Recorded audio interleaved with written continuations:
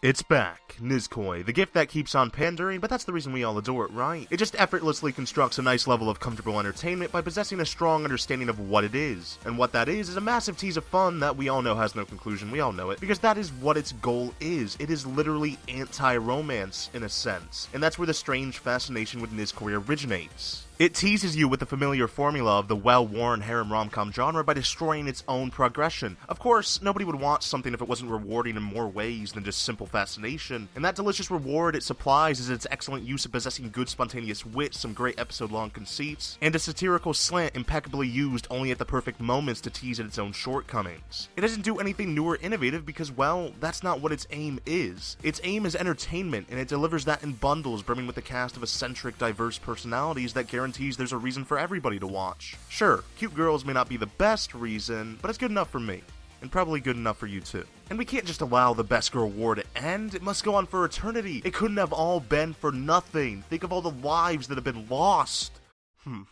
The only right choice is Team Onodera. Team Chitoge.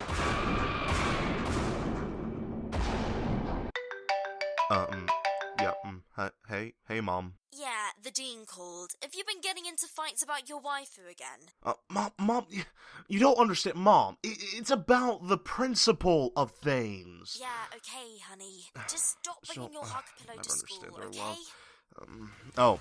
Yeah, I was doing this. Yeah, sorry about that. Nisekoi, it isn't a standout in its genre, but I don't like Nisekoi for anything it does. I like it for the enthralling enjoyment that I feel whenever I watch it that can't be explained. Welcome back, Nisekoi. The masochist have missed you. Onodera, Moto best girl. Are you ready for the most intense cooking you've probably ever seen? No? Well, you probably shouldn't watch Shogeki no Soma then. It's the latest Shonen Jump hit getting an anime adaptation, and leagues ahead of the other Shonen Jump series in terms of being, well, good. And definitely not just because it's written and drawn by a doujin artist who transcribes ecstasy-coming faces onto people eating delicious food. On their knees, drooling with out-of-focus eyes containing heart pupils, begging for more of that juicy, tender thing to fill their mouths. Definitely not that. Definitely not that. It's about a young chef named Soma who starts to attend a prestigious cooking school to learn how to be a top-class chef by having, well, food battles, essentially. Or, for all I know, JC staff could change it completely and just turn it into Hell's Kitchen the animation. It's pink! Come here, you! Stop! Come here! And you don't care! And you're just hopeless! Pathetic! Get out! But that's not likely at all. It'll probably still be the silly and preposterous, yet oddly compelling and full of tension comedy that kept me reading in the first place. Then throw the confident central character dynamic into the boiling pot, and its tremendous energy gives its charismatic cast of characters an aid in creating gratifying character moments, and a pinch of character-focused humor to pull off the tough trick of being reliably enjoyable. These array of ingredients build into something genuinely great.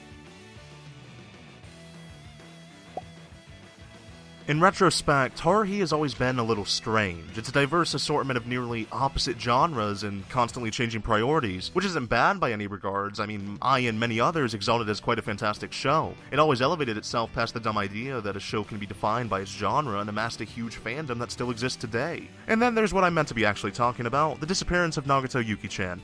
So, let's get this out of the way. The disappearance of Nagato Yuki-chan is not Haruhi. It's not the TV series you watched years ago, and it's not the disappearance of Haruhi. Yuki-chan is the epitome of what a spin-off is. It changes the fun, engaging series the original Haruhi was into one of those amazing rom-coms you've already seen before, but well, with characters you already know. KyoAni aren't producing it, Satellite are now behind the production, and the staff have changed completely, yada yada yada. It's a fine product by itself.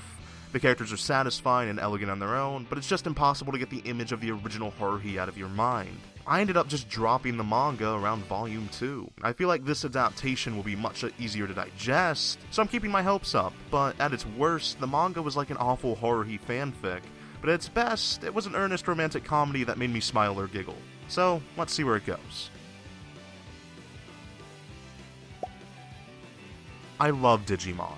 Like most fans, I grew up with it, and I still look back every now and then just to recall some of the great times little Glenn Jr. had with it. And for the 15th anniversary of Digimon, a sequel for Digimon Adventure was announced, Digimon Tri. Sadly, we've been giving barely any information about what it will actually be about, besides the fact that all of the characters have grown up and are now in high school. Now that's not much to go on, but I know I'm gonna love seeing Tai, Joe, and just, well, everyone again. Whether they go for a new darker tone or keep up consistently with the tone of the original doesn't really matter to me, to be honest. I believe it's worth checking out regardless. I'm always worried when Toei's name is mentioned though, with the horrible memories, they haunt me. オレンジがいい What you say? What you say? What you say? What you say? No, not again. No, not Cinnamon Crystal again. Please, no.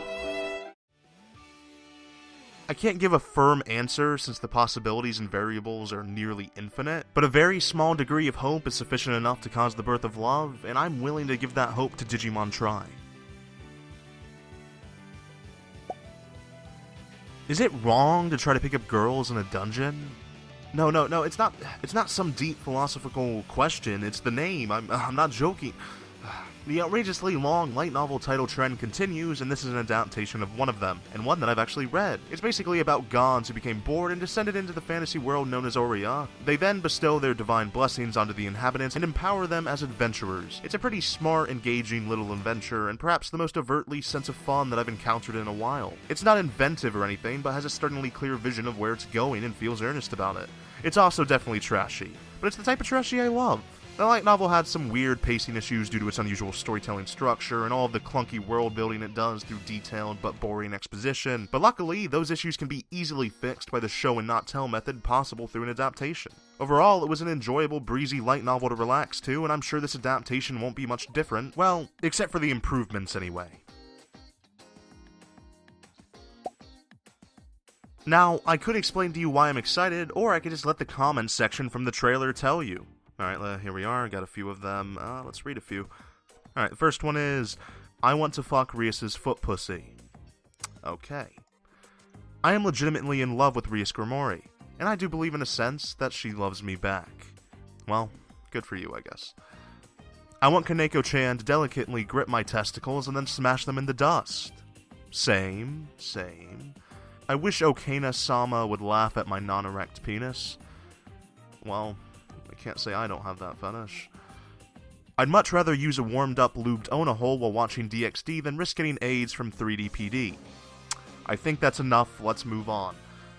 Alright, since that wasn't helpful at all, let's just go to the Wikipedia to explain the plot, I guess. Boop, boop, boop, boop. Oh, come on, are you serious? Oh my god, every time. Huh? Hello? Oh, Mr. Miyazaki? Someone else is calling. Let's make this a three-way call. Hello? Oh, Mr. Ono, too. Oh, Okay. Okay, I understand. But have you seen this?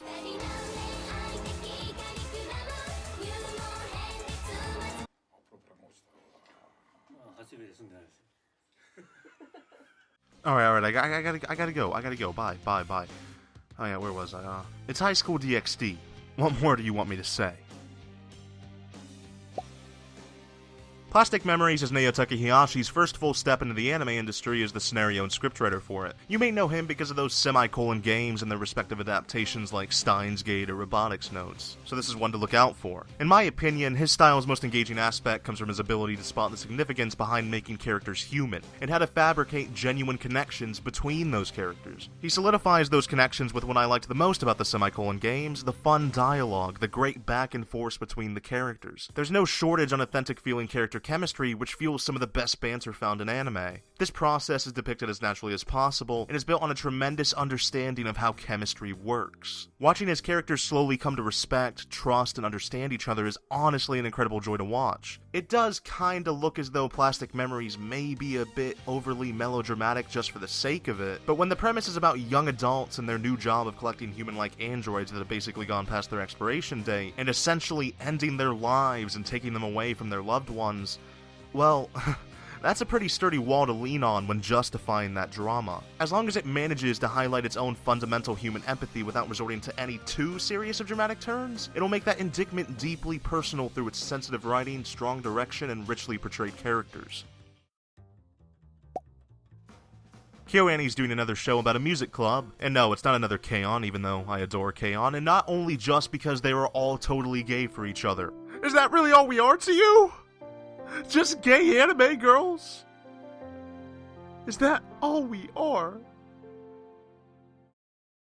Well, if you had let me finish what I was saying, Ritsu, I would have said KyoAni is really good at pulling off sincere, realistic coming-of-age stories, and K-On's second season specifically was one of them. Sound Euphonium has been described by both the director Tatsuya Ishihara and the assistant producer Rina Shizaki as being a straightforward drama. Drama where we can identify with those moments of adolescent melancholy and self-reflection. Essentially, the story is about the Wind Music Club and their goal of making the national concert performance. And it's also based off an actual novel like Kyoka was, and the last time that happened, we got a narrative populated by multifaceted characters driven by relatable human drama and crescendoing in a long line of iconic moments. A show where its conflicts emerged naturally from the base nature of its well-drawn protagonist and succeeded brilliantly by never overselling and allowing our natural understanding of those characters to guide the emotional and thematic beats. And who's to say Euphonium won't be different? Besides everyone else telling me it might be different. Sure, there can be flaws, but the things this show could do right are so distinctive, so important, and handled so well, that I can't really force myself to spend time further articulating on those potential weaknesses. I trust the talent of KyoAni, and that trust has never betrayed me before. Snafu is about people. Young people, to be precise. The young characters in Snafu all talk like different people with different viewpoints and worldviews because, well, they're real people. But the show neither condemns nor endorses any of those worldviews. Snafu shows people as they are, constant works in progress. This is a show about the crippling self-doubt and assumed identities brought on by aggressive youth. It understands exactly what it feels like to be young and isolated, and it expresses that with both cynical wit and overwhelming empathy for its very flawed protagonist. It can be difficult to empathize with characters going through conflicts that have no bearing on your own life, but when those conflicts are based on fundamental human flaws that we all have, the internal struggles we've all faced, it can resonate with the viewer on a very personal level, especially since Snafu captures the immediate experience of being a teenager rather than looking back on it with hindsight. But will this sequel to one of my favorite shows of 2013 be the same as it was? As good as it was? Probably. There are a multitude of staff changes and even the studio jumped from Brains-based to Studio Feel, but I'm confident in Snafu's source material and the great Shotaro Suga is still remaining on the series composition, so there's not that much to worry about. I'm sure it'll be back to juggling the disconnect between its characters' critical analyzing nature and incomplete perspectives with impressive ease while simultaneously conveying personal insight about youth and self-identity once again. And that insightful truth it's conveying doesn't stand alone. The entire narrative is haphazardly constructed around it because Snafu is about people. Snafu is about the truthful depiction of its characters. Snafu is different, Snafu is back. Kekai Sensen, the show that's basically impossible to not sell to people. It's an adaptation of another manga by the Trigun mangaka with all the style and flair of Trigun, and Bones Sub-Studio A handling the production to keep up with that flair visually. We also know that the 4th episode was being produced during December, so the production scheduling for this is as strong as it could possibly be. And last but not least, it's being directed by one of my favorite directors, Rie Matsumoto. Known mainly for Kyosugiga, she is exactly what this show needs to make its stylistic mix of noir, western, and sci-fi feel completely natural, with her fluid and confident direction that is regularly poignant and just ambitious enough to aptly demonstrate anime's strengths as a medium. I am honestly a bit worried that an action-esque show set in a futuristic, fantastical New York where aliens and humans live in coexistence won't really fit her directing style. Actually, never mind, I should probably listen to the words I'm saying, because that might just work. It's just absurd and energetic enough that it will probably have the breakneck pacing and narrative creativity necessary to make use of Matsumoto's strengths. Matsumoto even introduced her own original character into the show, so she obviously has enough free reign needed for her to go all out, creating an evocative and smartly portrayed setting, brimming with strong, memorable personalities that are balanced alongside a variety of compelling themes to explore. It's a unique production in that its style alone could carry it all the way to the end, but it's the fact that it contains that and much more is what makes it worth watching.